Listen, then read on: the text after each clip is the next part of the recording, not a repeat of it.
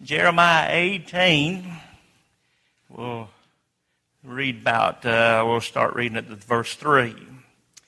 Then I went down to the potter's house, and behold, he wrought a work on the wheels, and the vessel that he made of clay was marred in the hand of the potter.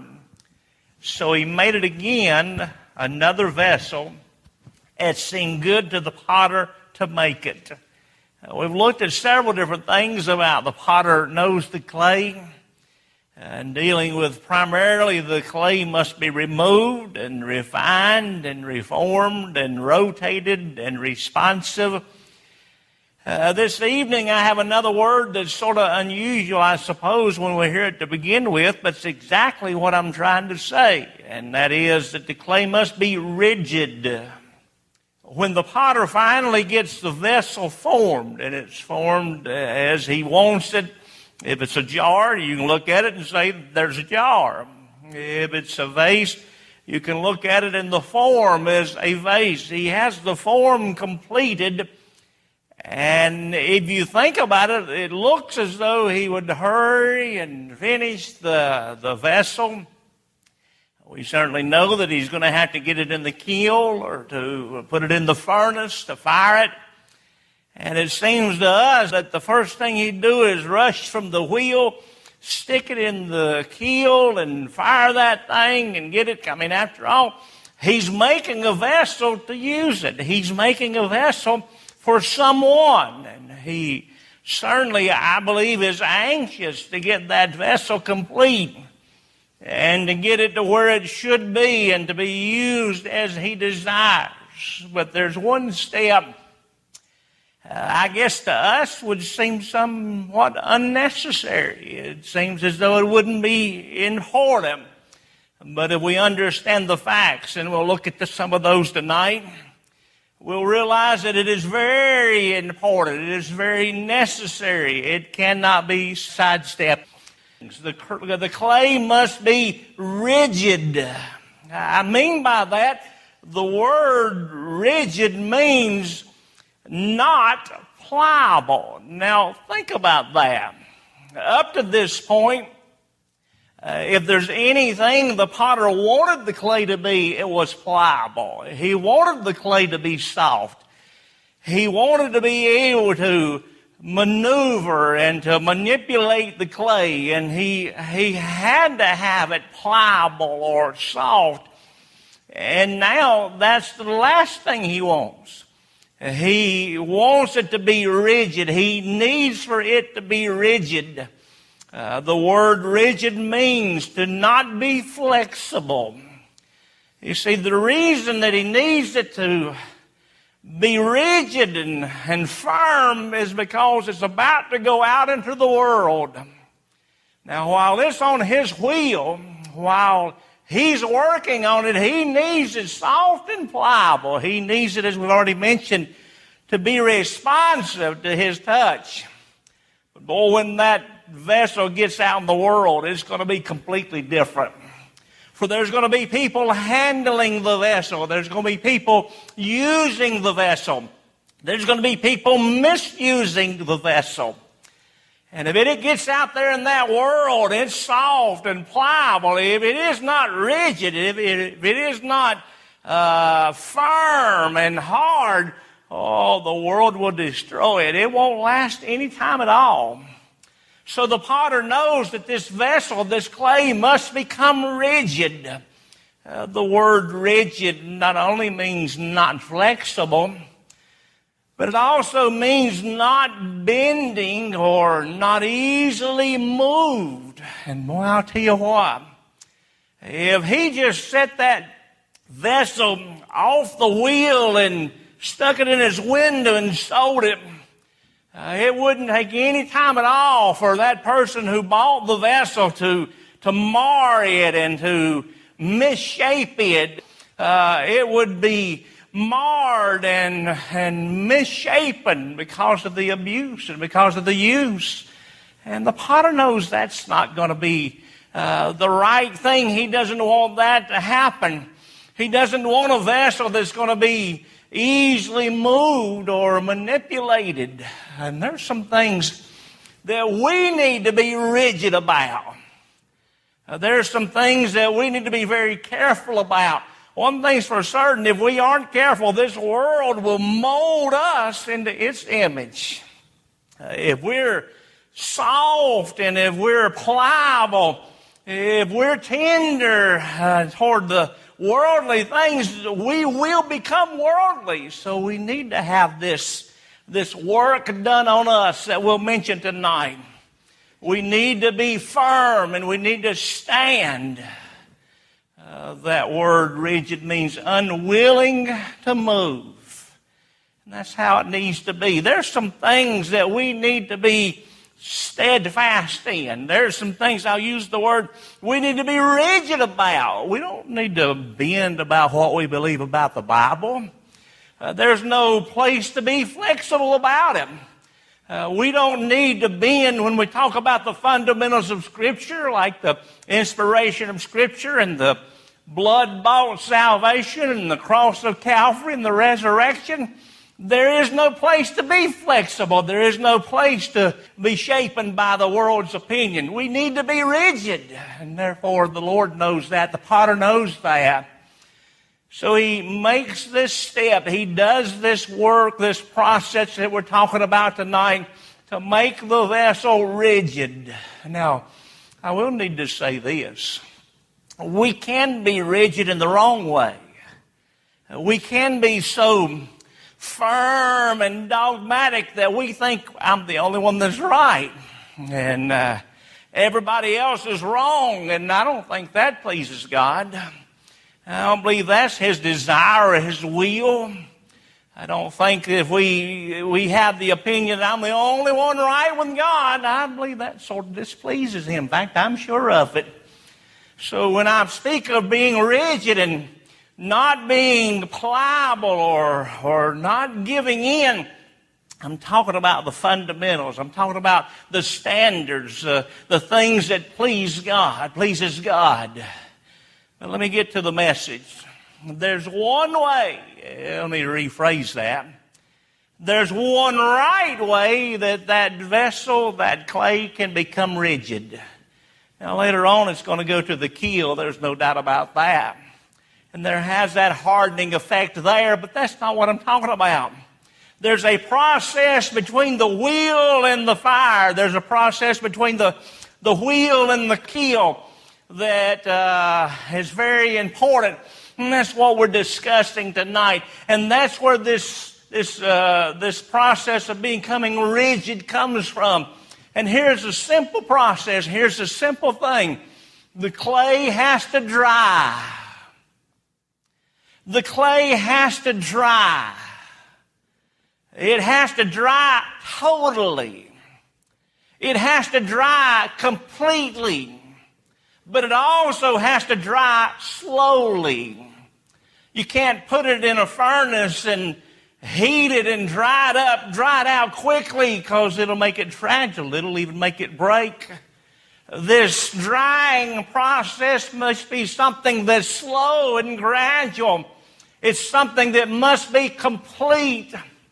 And since it must be complete and it must be thorough and it must be slow, it takes time. So the potter, once he molds the clay into the shape he wants, once he gets that vase to look like a vase or that lump to look like a jar, he takes that vessel off the wheel and he walks over to a special place in his shop, and he puts that shape, he puts that clay, he puts that vessel on a shelf. And he turns and walks away. And he leaves that vessel on the shelf to dry. He leaves it there for this process that's needed. He leaves it there because this process cannot be ignored or sidestepped. It must take place. He leaves it there to dry because only through drying can it become rigid. Only through drying can it become hard like it needs to be if it's to face the world it's about to go into. And there's the vessel. There's the clay sitting on the shelf. You know what it's doing? Nothing. It's sitting and it's waiting. It's waiting on the potter. Its only hope is the potter does something to further the work. His only hope is that the potter knows what he's doing. So the clay sits on the shelf and it waits. And that's what we're talking about tonight. The drying process that makes the clay rigid. The potter leaves the clay, turns and walks away. And the clay is at the mercy of the potter. The clay must wait. The clay must sit. Waiting isn't easy. Because if we can personalize this like I've done before, the clay wants to become a vessel. The clay wants to be used. That lump of clay wants to be formed and made and finished and used to where he can bring honor to the potter who made it. And sitting on a shelf seems like none of that's happening. Sitting there in the darkness, sitting there in the silence, it seems like none of that's happening. So could it say it like this? The clay may be a little bit anxious, but it doesn't help a bit. It doesn't hurry the potter along, for this process must be complete. It doesn't speed the process up one bit for him to be anxious. In fact, it probably makes it seem to be worse and longer. The waiting process, the drying process to make the clay rigid that it needs to be. Waiting isn't easy. It's the last thing the lump wants to do. It's a time when there's many questions and few answers. Could I personalize it again? I can almost see that vessel sitting on that shelf, and it's sitting there doing nothing. It seems like it's not being used. It seems like nothing's being done.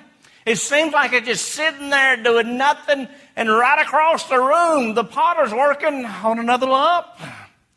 And he's forming it and he's shaping it, and the wheels are turning and all the changes are made. And what a wonder it is. And there he sits on the shelf and he looks across the room and he says, "Why has he left me? Is he angry at me? Have I done something wrong?" Oh, but the answer is no. The potter's not angry at him. The potter has not forsaken him.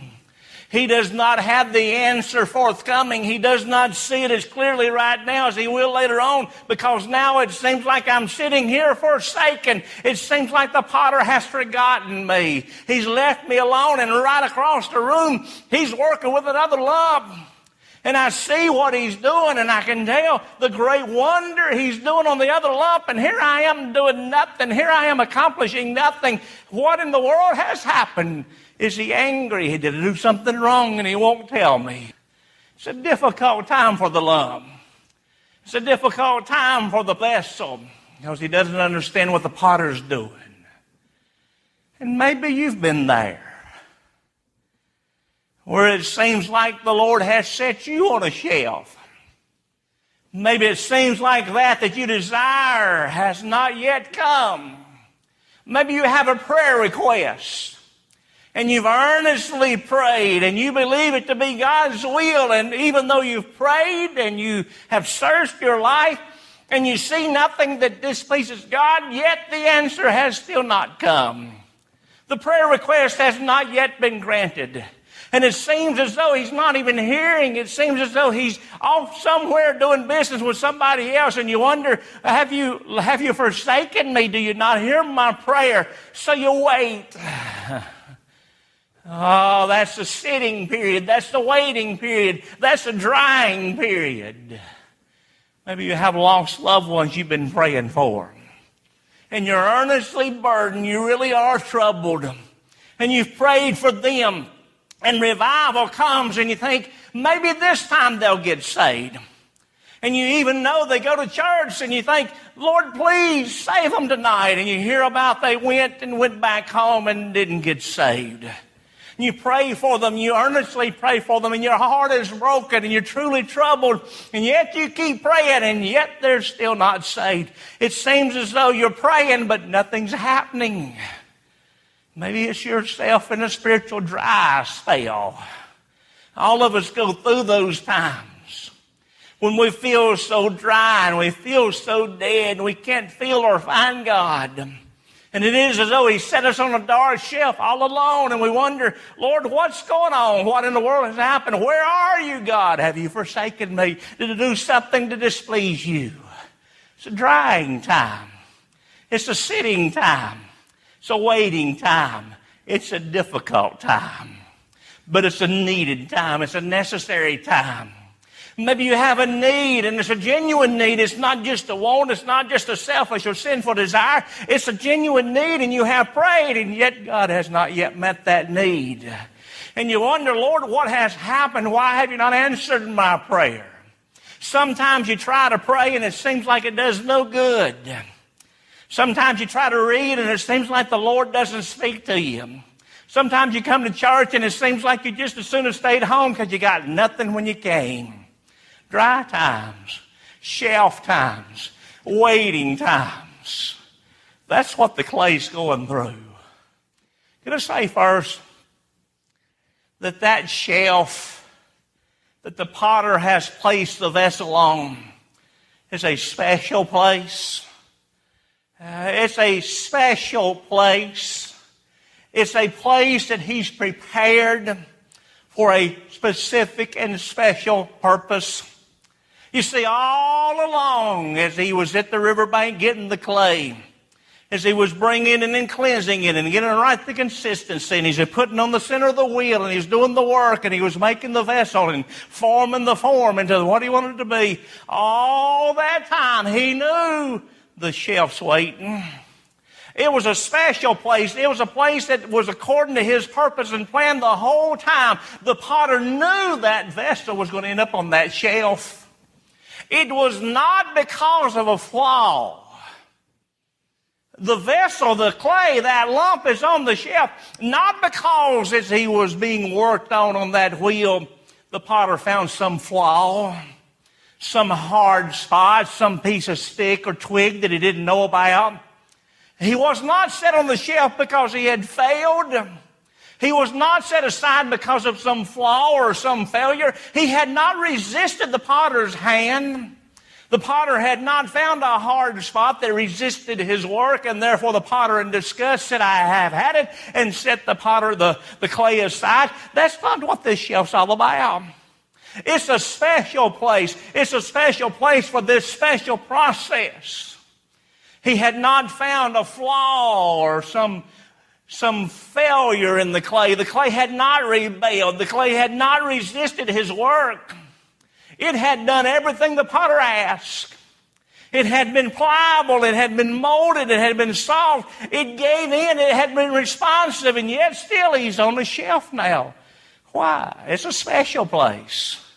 The potter did not put the clay on the shelf because he found some flaw. It's not because of favoritism. He didn't find a lump he liked better. He didn't set the singing lump aside because there was a better group coming through town this week. He didn't set the preaching lump aside because the big preachers in the county this week. He didn't set the mercy-showing vessel aside or lump aside because there's somebody around with a better personality. He didn't find somebody he liked better. He didn't find a lump that he liked better, and that's why he set the lump or the clay aside. That's not why he's on the shelf. It's not because of a failure, and it's not because of favoritism. You may think that it is sometimes, because again, as that vessel sits on that shelf, he sees the potter working on another lump. He sees the changes, and he sees the difference, and he sees the magnificence of his work. As he's sitting there with nothing happening to him, he sees somebody else or sees something else, and he sees a potter doing great things, and he wonders, what did I do? Well, the answer in this case is nothing. It's a special place. It's a part of the work. It's a part of his process. The potter has not forsaken the clay. The potter has not forgotten the clay. The drying process is necessary. The drying process is needed and important. It's a part of the process that he had planned on the whole time. And the amazing thing about it is even though that lump, that piece of clay, that vessel cannot detect it so much, the potter is still working on him. Oh, he may not be in there with both hands. He may not be in there sprinkling a lot of water. He may not be in there with the whirling of the wheels, but the potter is still working. This is a special place. And the potter, even though he is, humanly speaking, at distance, he's still working. Because this drying process is needed, and it's a process that the potter will accomplish or else. You see, even though he's not on the wheel, there's still, the potter places that vessel on the shelf in such a manner where it's touching nothing. So if you will, there's air circulating on every side. And we can liken that to the Holy Spirit working on us, even though we do not detect it all the time. It's not always a storm, the Holy Spirit, that changes our lives or shows that he's working on us. Sometimes it's the still small voice. Sometimes it's a gentle breeze. But it is a process that's working. It is a process of the potter. It's a process that's needed, and just as much God. The Holy Spirit, even though he cannot detect it, is still working. The clay may not understand, but it must dry. It must dry thoroughly. It must dry slowly, and it will or else. For if that potter gets in a hurry, if that clay does not dry out thoroughly and completely, and what they term it to be bone dry, when that potter puts the vessel in the kiln, it will heat up, and the moisture that's still inside the clay will turn to steam, and the vessel will explode. This drying process is necessary. It's needed.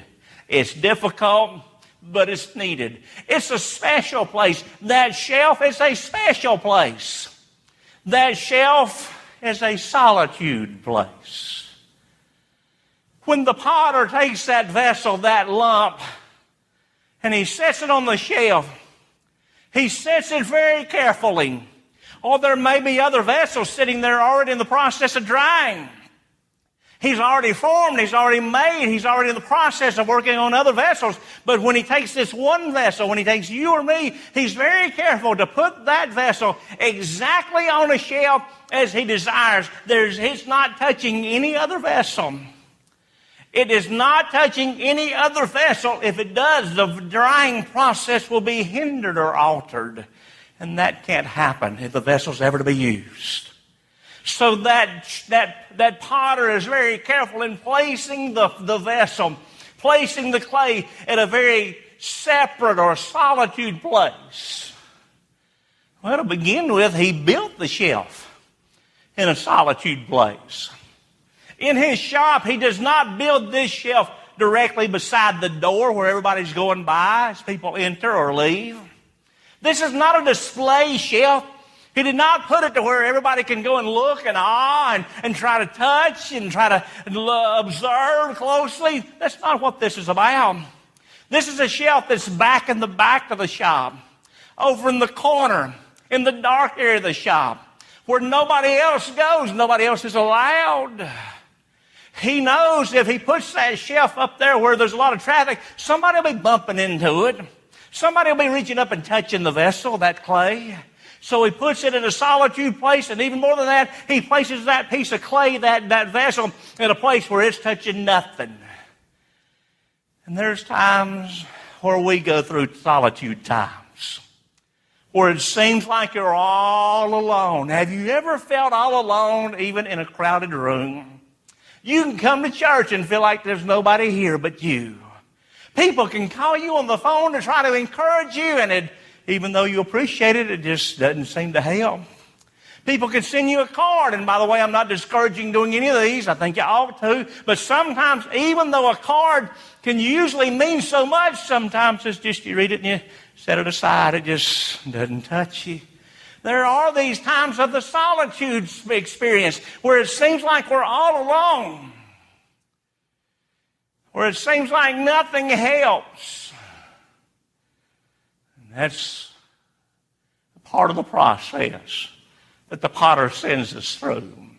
This shelf is a special place and a solitude place. It's also a silent place. Again, this shelf is not in the center of the room where there's a lot of activity, a lot of noise. It's not where people are coming in and out and they can watch it and you can hear the footsteps and feel the floor shake and people are bumping into the shelf. It's at a silent place. It's a place where it's quiet. It's back into the corner. It's back against the back wall. It's a place where it's quiet. And can I humanize this again? The clay thinks, I remember the whirl of the wheel. I remember when there was activity all around me. I remember when I was in his hands and he was moving and pressing and pulling. I could hear the wheel. I could hear him working. I remember there was activity in my life. I remember when the potter was doing something and I knew he was doing something. Now I wonder, where in the world is the potter at? All is silent. All is quiet. And if I could say it like this, the potter longs for the whirl of the wheel. He longs for the change. He longs for the potter to work in an active way. And all it is silence. Deafening silence. He wonders, has the potter forgotten me? Has the potter gotten mad at me? And the clay longs for the potter's touch. He longs for him to feel him again. Even if he presses hard. I remember when he pressed so hard it hurt. I'd even take that more than not feeling him at all. I long for his touch. I long for his voice. I long to feel him. I want the activity back. But all he hears is silence. Doesn't even seem to sense his presence. Can't hear anything. Have you ever gotten to the point where you couldn't even hear from heaven? Seemed like you couldn't find God, wonder where he was. And the clay had such high hopes. The clay wanted to be a vessel to bring honor to the potter. The clay wanted to be a vessel that could be used and be a help to somebody somehow. And now it's sitting on the shelf. Can't even hear anything. Everything's quiet. Everything's dark. Everything seems distant.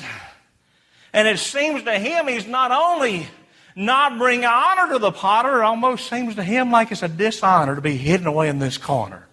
But he doesn't understand what the potter's doing. It's a process that's needed. It's a process that cannot be sidestepped. He longs for the hustle and bustle of the wheel, but he's sitting silently, seemingly all alone. This shelf is a special place. This shelf is a solitude place. This shelf is a silent place. Could I say also, this shelf is a safe place. You see, the potter knows the clay. That's what I'm preaching on. He knows the clay. And he knows how fragile the clay is. I mean, when he first finishes the form, it is soft, pliable clay.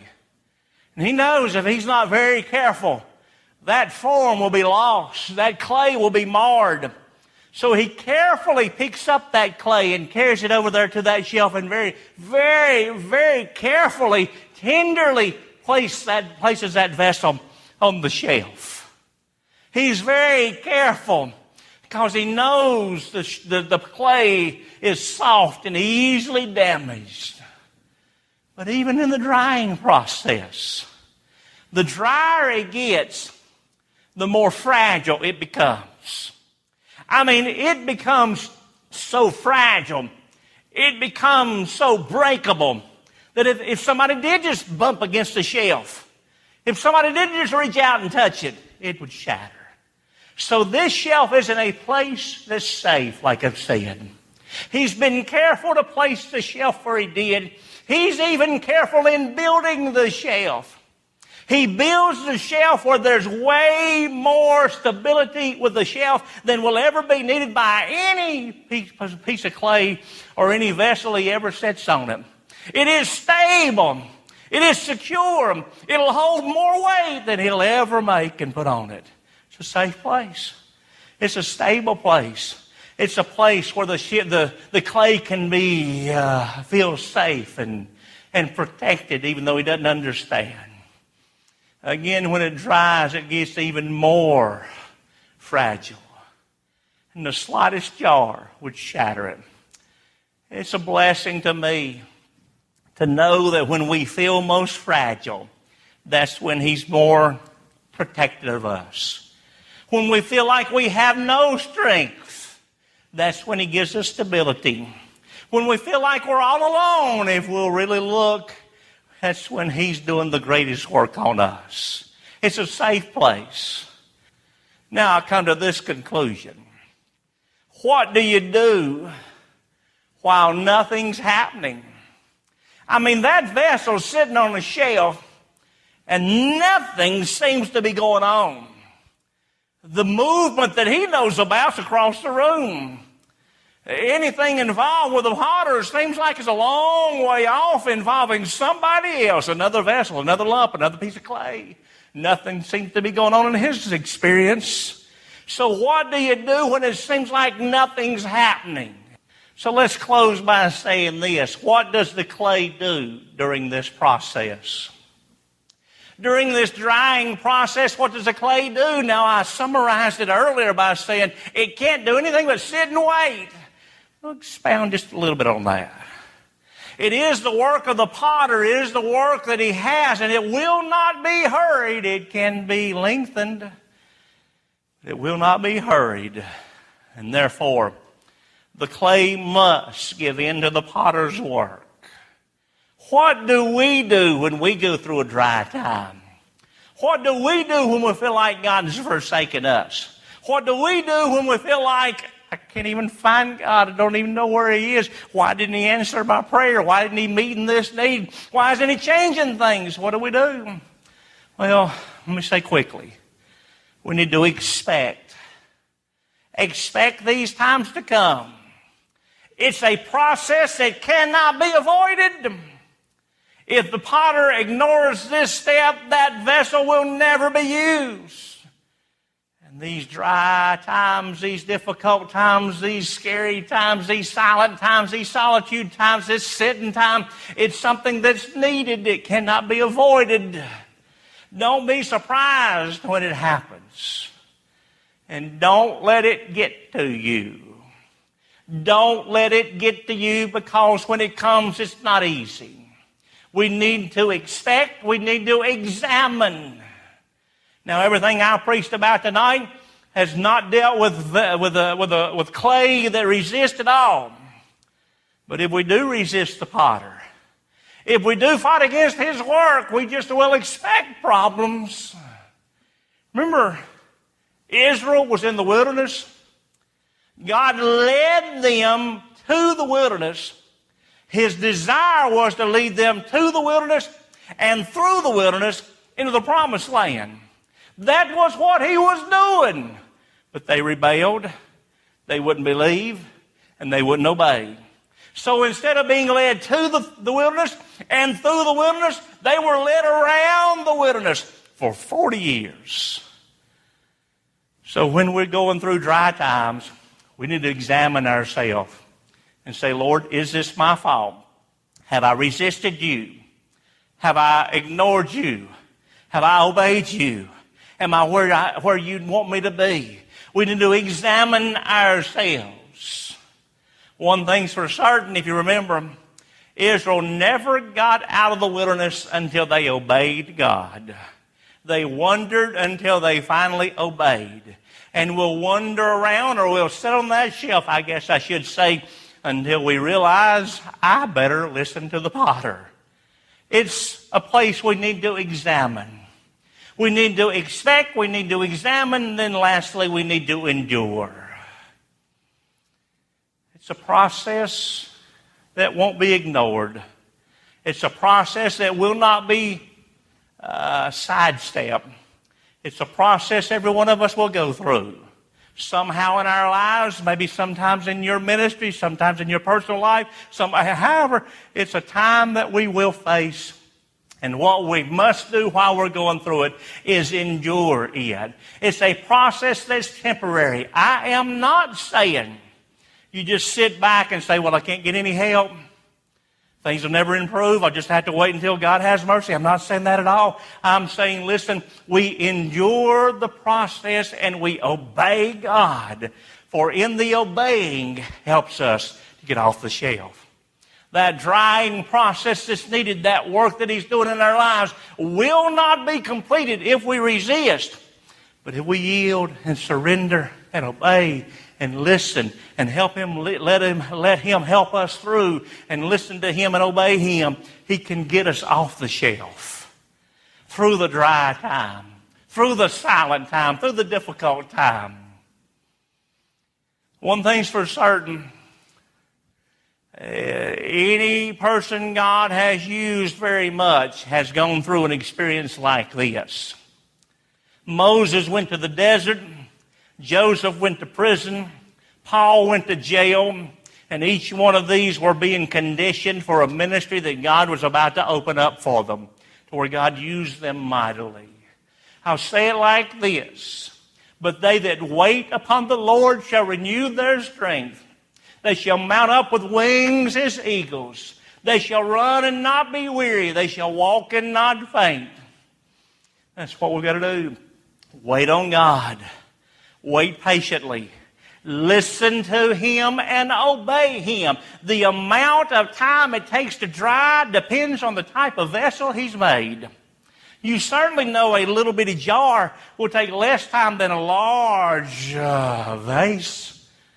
So the type of vessel He's wanting to make out of us will be partially determinant about what He's wanting to do. When the potter knows that the clay has dried, you know what he does? He walks over there, picks it up, and carries it off the shelf. No problem for him at all. To us, when we get in that spot, when we get in that place, we think, how in the world can I get out? What in the world am I going to do? This is impossible. It's at a place where I can do nothing. I'm so far gone, even God can't help me. But listen, all the potter does is pick up the vessel and removes it from the shelf. An easy process. And that's why we must wait on Him and obey Him. Listen to Him day by day. Walk with Him and trust Him. He's the potter. We're the clay. And the potter knows the clay.